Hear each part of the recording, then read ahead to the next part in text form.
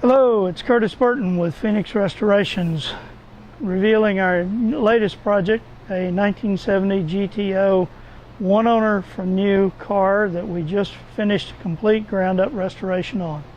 And to use his words, it was his girlfriend. So when he brought the car in, our honest recommendation was it's really not something that you want to spend what it's going to cost to restore, simply because of the advanced stage of decay in a lot of places. The paint was in terrible shape. A significant number of parts were missing from the car, and the repair work that had been done on the car was all repair work that was going to have to be repeated because it had been done improperly. Nevertheless, the owner said, let's fix it. Catchy car, nice green hue. Tell you a little bit about the car. Came originally from Pontiac factory in Michigan. It is the green that was the contemporary hot color for that day, and it's been done back to its original color with all the original badging. This is a little bit of a unique car. It has a 400 engine with a 4-speed, fairly low geared rear end, and the car is back to the way it came from the factory. Show you around the car a little bit. We'll open the hood first.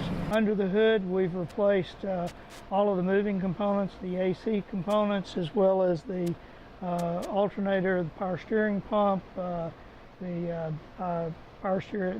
power brakes.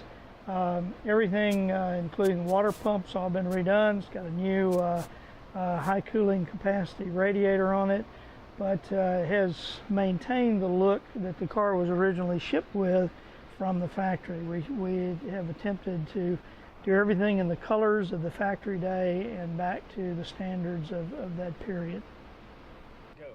So on the interior, the car came with a 4-speed, as we mentioned earlier. It's got an upgraded steering wheel on it, but the dash is factory standard. It's got all of the wood grain applique, floor mats as they would have come from the factory, different hues of green in there, which are a little bit more contrasty today than, back then than they would have been today, but this is as this car would have come from the factory. One of the things that was fairly unique in the 69, 70 series cars is that they had shoulder belts and lap belts. So the belts would have come down from overhead in these hangers, and they would have come down to this middle shoulder belt. The center belt would come up, the buckle would come up from the inside here, this, and so that would be your shoulder belt. And then you would have a lap belt as well. The car is fairly roomy. As you see, it was what was called an A-body car, so it was on a full-size body. This one is actually done just under 100,000 miles on the odometer. It's 99,675, and that is the original mileage for this car. So the car also came with full-size trunk, full-size spare.